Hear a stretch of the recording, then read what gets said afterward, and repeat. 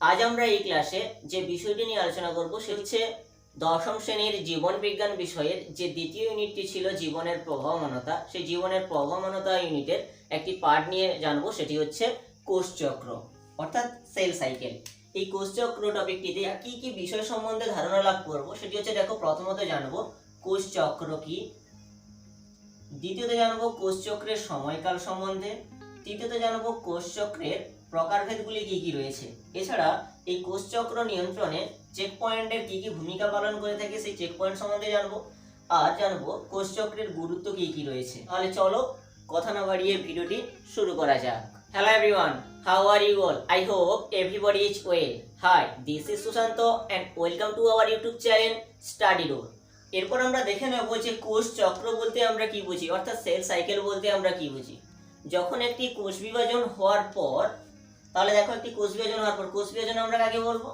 যখন জনৃত্য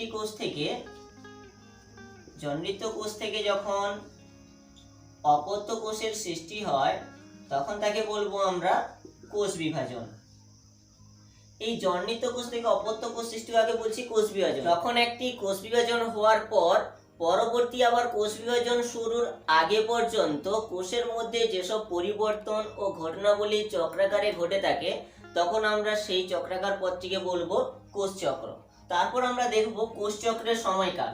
অ্যাকচুয়ালি দেখো, কোষ চক্রের সময়কালকে কিন্তু জেনারেশন টাইম বলা হয়। কোষ চক্রের সময়কালকে জেনারেশন টাইম বলা হয়, অর্থাৎ জনুকাল বলা হয়। জেনারেশন টাইম অর্থাৎ জনুকাল বলা হয়।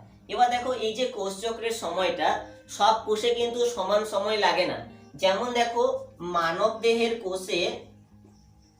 দেহে কোষের কিন্তু কোষ চক্রের সময়কাল হচ্ছে 24 ঘন্টা।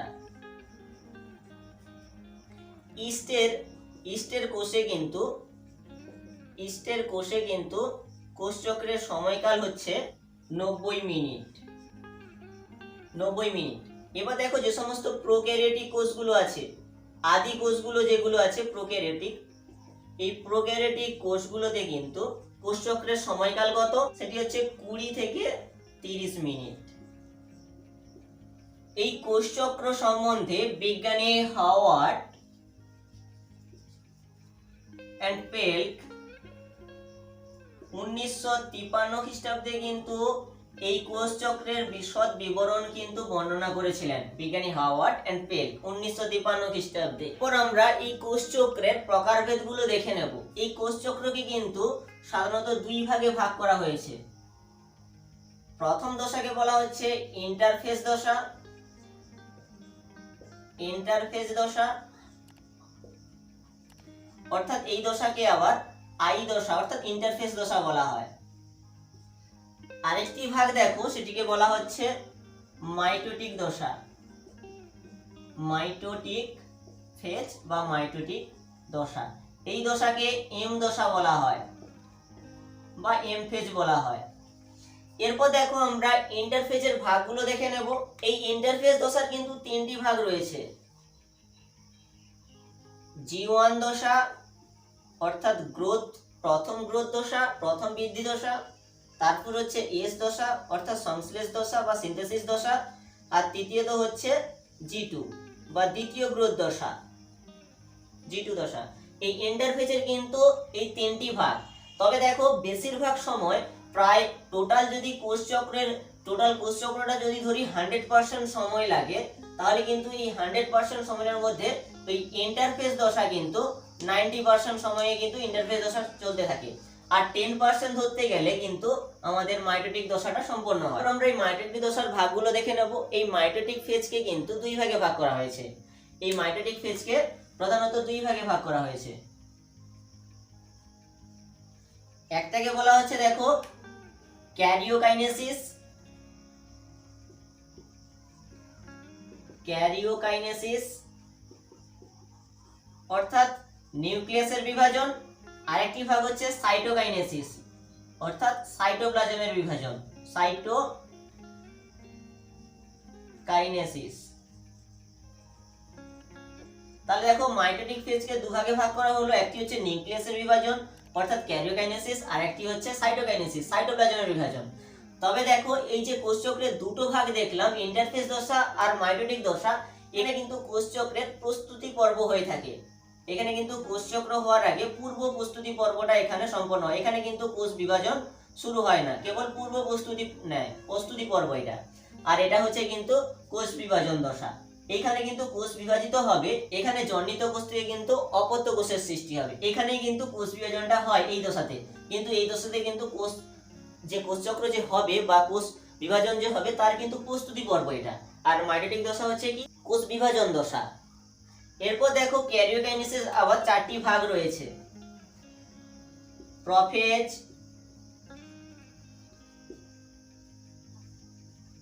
মেটাফেজ, অ্যানাফেজ আর চতুর্থ হচ্ছে টেলোফেজ। তাহলে দেখো ক্যারিওকাইনেসিসের 4টি ভাগ, প্রোফেজ দশা, মেটাফেজ দশা, অ্যানাফেজ দশা আর টেলোফেজ দশা। আর দেখো এখানে কিন্তু সাইটোকাইনেসিসের তেমন কোনো বিস্তৃত ভাগ নেই। এবার দেখো আমরা কিন্তু এই মাইটোটিক দশাটা আমরা জাস্ট এগুলোর কাজটা একটু দেখে নেব। কিন্তু এই মাইটোটিক দশা কিন্তু অ্যাকচুয়াল মাইটোসিস কোষ বিভাজন সম্বন্ধে ডিটেলস জানলে খুব ভালো করে জানবো। মাইটোসিস যখন কোষ বিভাজন সম্বন্ধে জানবো তখন কিন্তু এই ভাগগুলো ডিটেলসে জানবো। পুরো ছকটিকে আমরা একটি ছবির মাধ্যমে, একটা সাইকেলের মাধ্যমে, অর্থাৎ এই সাইকেল বা চক্রের মাধ্যমে কিন্তু এই পুরো ভাগটাকে আমরা দেখে নেব। তাহলে এই কোষ চক্রকে যদি একটি পুরো সাইকেল ওয়াইজ দেখি তাহলে দেখো এই কোষ চক্রে দেখো 90% কি বলেছি আমরা ইন্টারফেস দশা, অর্থাৎ 90% সময় ইন্টারফেস দশায় চলে যায়। তাহলে দেখো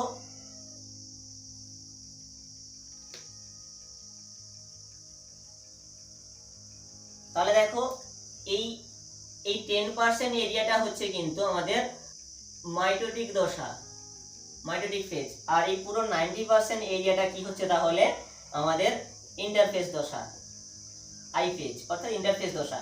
তাহলে দেখো আমরা সাধারণত তাহলে এই ইন্টারফেস দশার 3টি ভাগ দেখেছিলাম আমরা। এই ইন্টারফেস দশার মধ্যে প্রথম গ্রোথ দশাটা, যেটা প্রথম G1 দশাটা, সেটা কিন্তু সর্বাপেক্ষা বড় দশা। এই প্রসেসটা কিন্তু এই G1 দশায় কিন্তু বেশিরভাগ সময় ব্যয়িত হয়। আর তারপরে দেখো তারপরে দীর্ঘ বড় দশা হচ্ছে, সেটি হচ্ছে সংশ্লেষ দশা, এস দশা। আর তারপর যে ছোট দশাটি সেটি হচ্ছে দ্বিতীয় গ্রোথ দশা, G2 দশা।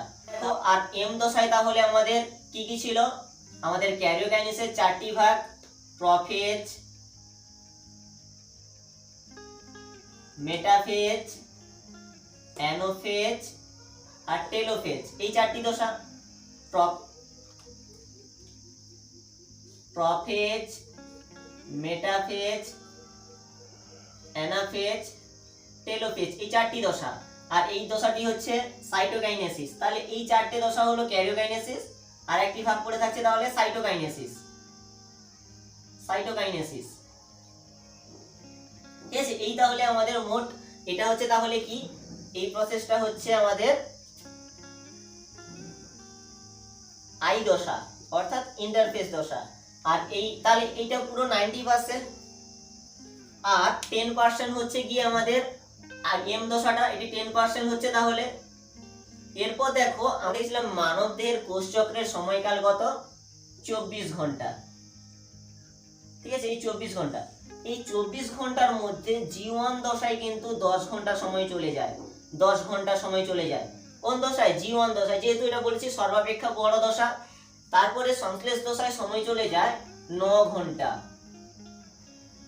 তাহলে দেখো 24 ঘন্টার মধ্যে 19 ঘন্টা হয়ে গেল। আর থাকলো G2 দশায় কিন্তু 4 ঘন্টা সময় যায়, 4 ঘন্টা। আর আমাদের এম দশায় তাহলে দেখতে গেলে কি হলো যে আই দশায়, ইন্টারফেস দশায় কিন্তু আমাদের 23 ঘন্টা সময় চলে গেল।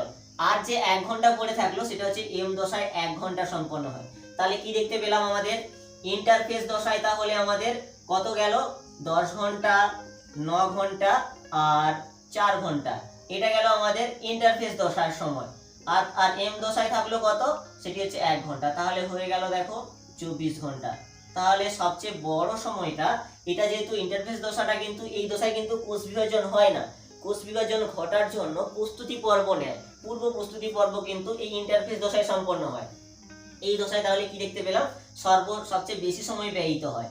আর এই দশায় কিন্তু কোষ বিভাজন যে দশাটিতে হয় অর্থাৎ মাইটোটিক ফেজ, এই মাইটোটিক ফেজে কিন্তু খুব অল্প সময়ই কিন্তু হয়ে থাকে। তাহলে দেখো প্রায় 10% এখানে, ঠিক আছে। এরপর দেখো আমরা এই কোষ বিভাজনের আমরা কাজগুলো আমরা দেখে নেব। প্রথম যে আমরা কাজটি দেখব সেটি হচ্ছে G1 এর কাজ। G1 কিরূপ কাজ করে থাকে? G1 দশা অর্থাৎ প্রথম গ্রোথ দশা, এই প্রথম গ্রোথ দশা কিরূপ কাজ করে থাকে? এই প্রথম গ্রোথ দশা কিন্তু প্রধানত আরএনএ ও প্রোটিন সংশ্লেষ করে থাকে। এই প্রথম গ্রোথ দশা কিন্তু আরএনএ ও প্রোটিন সংশ্লেষ করে থাকে। জানবো সংশ্লেষ দশা, সিনথেসিস দশা। এই সংশ্লেষ দশায় কি হয়ে থাকে? এই সংশ্লেষ দশায় প্রধানত কিন্তু ডিএনএ সংশ্লেষ হয়, ডিএনএ সংশ্লেষ প্রক্রিয়া হয়ে থাকে, অর্থাৎ এই দশায় ডিএনএ সংশ্লেষণ হয়। পরে দেখবো যে G2 দশা, এই দশায় কিন্তু ডিএনএ সংশ্লেষ হয় না, এখানে কিন্তু কিঞ্চিত পরিমাণে আরএনএ ও প্রোটিন সংশ্লেষ হয়ে থাকে, আরএনএ ও কিঞ্চিত পরিমাণে প্রোটিন সংশ্লেষ হয়ে থাকে। তবে এখানে কিন্তু মাইটোকন্ড্রিয়া,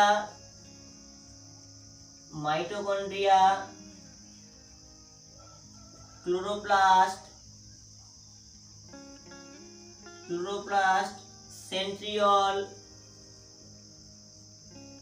সেন্ট্রিওল বিভাজিত হয়।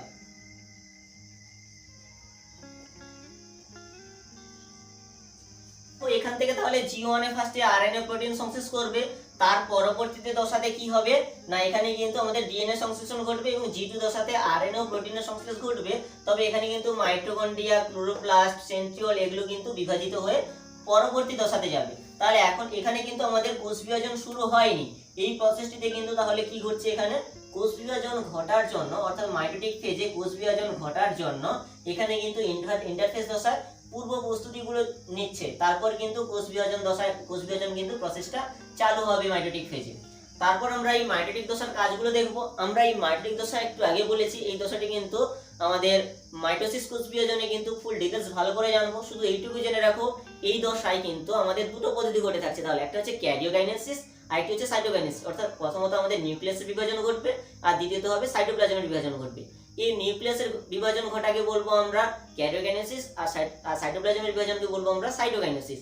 এই বিভাজন পদ্ধতিতে কিন্তু আমাদের কোষ বিভাজন প্রক্রিয়াটি হয়ে থাকে। তো আমরা তো দেখলাম এই কয়েকটি ভাগ রয়েছে, তবে আরেকটি ভাগ রয়েছে, সেটি হচ্ছে দেখো G0 দশা। ওই দশাটিকে কি বলছি? G0 দশা। এই G0 দশাটা কি অর্থাৎ গ্রোথ 0 দশা কি? এই গ্রোথ 0 দশায় কি হয়ে থাকে? ওই কোষটা যখন আমাদের ইন্টারফেস দশায় প্রবেশ করবে তার আগে যদি ওই কোষে যদি বিপাকক্রিয়া সংক্রান্ত কোনো সমস্যা থেকে থাকে তাহলে কিন্তু ওই কোষটা আর ইন্টারফেস দশায় আসে না। ওই দশায় যেহেতু আসছে না তাহলে ওই প্রসেসে কিন্তু কোষ বিভাজনটা বন্ধ থাকে। ওই কোষটা কিন্তু সুপ্ত অবস্থায় থেকে যাবে, ওই কোষটা কিন্তু আর বিভাজিত হতে পারবে না। তো এই কোষে যদি জিনগত সক্রিয়তা চালু হয় পুনরায়, তবেই কিন্তু এই G0 দশা থেকে G1 দশায় আসবে। আর G1 দশায় চলে এলে কিন্তু আবার সংশ্লেষ দশা, তারপর G2 দশা, তারপর মাইটোটিক দশা, এইভাবে কিন্তু কোষ চক্রটা পুনরায় আবার সাইকেল পথে কিন্তু চলতে থাকবে। এই G0 দশাটি কিন্তু উদ্ভিদের স্থায়ী কলার কোষগুলি কিন্তু G0 দশায় থাকে, অর্থাৎ গ্রোথ 0 দশায় থাকে উদ্ভিদের। আর প্রাণীদের কিন্তু দেহকোষ কিন্তু G0 দশায় থাকে। তবে দেখো এখানে আমরা ম্যালিগন্যান্ট সেলস সম্বন্ধে জানবো, অর্থাৎ ক্যান্সার কোষগুলো কিন্তু কখনোই বিভাজনে অক্ষম নয়, এরা কিন্তু কখনোই বিভাজন থামায় না, এই জন্য এদের কিন্তু G0 দশা থাকে না। এই সমস্ত কোষগুলি কিন্তু সবসময় বিভাজনে সক্ষম হয়ে থাকে। এইখানে আরেকটি কোশ্চেন এসে থাকে, সেটি হচ্ছে কোন কোষ বিভাজন প্রক্রিয়া হয় না, কোন কোষের বিভাজন প্রক্রিয়া হয় না। তাহলে যেহেতু বিভাজন প্রক্রিয়া হচ্ছে না তাহলে কিন্তু কোষ চক্রও দেখা যাবে না। এরূপ দুটি কোষ হচ্ছে দেখো লোহিত রক্তকণিকা, অপর একটি হচ্ছে স্নায়ু কোষ বা নিউরন। এই কোষটিতে কিন্তু সেন্ট্রোজোম না থাকার জন্য কিন্তু এই প্রাণী কোষটা বিভাজিত হতে পারে না। তারপর আমরা চেক পয়েন্ট সম্বন্ধে জানবো। চেক পয়েন্ট, চেক পয়েন্ট দেখো চেক পয়েন্ট জিনিসটা কি? চেক মানেই বোঝা গেছে চেক করে নেওয়া। ধরো কোনো আমাদের দারোয়ান অর্থাৎ যারা গেটকিপার থাকে তাদের কাজ কি? গেটে প্রবেশ করানোর আগে সবকিছু চেক করে নেওয়া, দেখে নেওয়া সব ঠিকঠাক আছে কিনা। ঠিক তেমনি এই চেক পয়েন্টের কাজও ঠিক তেমনি। একটি কোষ বিভাজন থেকে যখন পরবর্তী কোষ বিভাজনে যাবে ওই কোষটা, তখন কি হবে? ওই জায়গায় কিন্তু আমাদের চেক করে নেবে যে পেছনের যে প্রসেসটা, পেছনের যে ভাগটা, ওইটাতে কি ওই সমস্ত কাজগুলি সম্পন্ন হয়েছে, তবে গিয়ে পরবর্তী প্রক্রিয়ায় কিন্তু যেতে পারবে। তাহলে দেখো এই চেক পয়েন্ট গুলো কি কি। প্রথম যে চেক পয়েন্ট সেটা হচ্ছে দেখো G1S চেক পয়েন্ট। এই জায়গায় চেক পয়েন্টই থাকবে, এই জায়গায় G1S চেক পয়েন্ট, ঠিক আছে। G1S চেক পয়েন্ট অর্থাৎ প্রথম গ্রহ দশা আর সংশ্লেষ দশার যে চেক পয়েন্টই থাকে। আর দ্বিতীয় যে চেক পয়েন্টটি আছে সেটা আমাদের G2 দশার পরে আর মাইটোটিক দশার মাঝখানে থাকে। দ্বিতীয় যে চেক পয়েন্টটি সেটির নাম কি? সেটি হচ্ছে G2M চেক পয়েন্ট। এইখানে থাকে, এই জায়গায় কিন্তু চেক পয়েন্টটা থাকে, ঠিক আছে। আর তারপরে দেখো আরেকটি চেক পয়েন্ট, আমাদের সামনে তিনটি চেক পয়েন্ট দেখতে পাবো। আরেকটি হচ্ছে এই মেটাফেজের জায়গায় থাকে। তাহলে দেখো এটিকে বলা হচ্ছে M চেক পয়েন্ট বা মাইটোটিক চেক পয়েন্ট। অর্থাৎ এদের চেক পয়েন্টগুলো কাজ কি?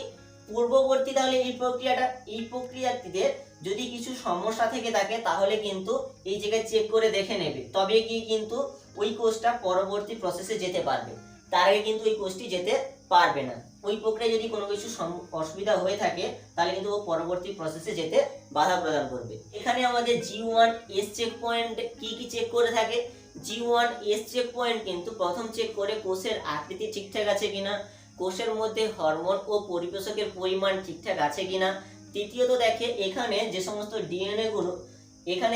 ডিএনএ গুলো পরবর্তী প্রসেসে যাচ্ছে ওই সমস্ত ডিএনএ গুলো ক্ষতিগ্রস্ত আছে কিনা, এগুলো কিন্তু চেক করে দেখে। তারপরে দেখো চেক পয়েন্ট যেটা G2M চেক পয়েন্ট। এখানে কিন্তু কোষ ও নিউক্লিয়াসের আয়তন সঠিক আছে কিনা, এছাড়াও এই জায়গায় যে সমস্ত ডিএনএ গুলো এসেছিল এখানকার ডিএনএ গুলো পরবর্তী যে প্রসেসে পাঠানোর আগে দেখে নেবে ওই সমস্ত ডিএনএ গুলো ক্ষতি হয়েছে কিনা, ডিএনএ অণুগুলো কোনো কিছু ক্ষতিগ্রস্ত হয়েছে কিনা। এম চেক পয়েন্টে কি হয়ে থাকে? যে ক্রোমোজোম গুলো বেমতন্তুর সঙ্গে সংযুক্ত হয়েছে কিনা, অর্থাৎ এই ক্রোমোজোম গুলো বেমতন্তুর সঙ্গে সঠিকভাবে সংযুক্ত হয়েছে কিনা সেইগুলো কিন্তু চেক হয়ে থাকে। এরপর আমরা কোষচক্রের গুরুত্ব সম্বন্ধে জেনে নেব। এই কোষচক্রের প্রধান গুরুত্ব হচ্ছে সেটি দেখো কোষ বিভাজন ঘটার জন্য কিন্তু আমাদের কিছু শর্তের প্রয়োজন হয়, তবে গিয়ে কিন্তু আমাদের কোষ বিভাজনটা সম্পন্ন হয়। কোষ বিভাজনের জন্য কি কি শর্তের প্রয়োজন হয়? প্রথমত দেখো ডিএনএ, প্রোটিন, আরএনএ, এনজাইম ও পরিবেশ, এইগুলোর উপর কিন্তু এই সমস্ত শর্তের জন্য কিন্তু কোষ বিভাজন প্রসেসটা হয়ে থাকে। আর এই সমস্ত প্রসেসকে নিয়ন্ত্রণ করে কে? সেল সাইকেল অর্থাৎ কোষচক্র কিন্তু নিয়ন্ত্রণ করে থাকে এই শর্তগুলো, যার ফলে কিন্তু কোষ বিভাজনটা কিন্তু সঠিকভাবে হয়ে থাকে। এখানে দেখো এই প্রোটিন আর এনজাইম যেটা রয়েছে, দেখো একটি দশা থেকে পরবর্তীতে দশায় যাওয়ার জন্য এখানে দেখো প্রোটিন, এখানে কিন্তু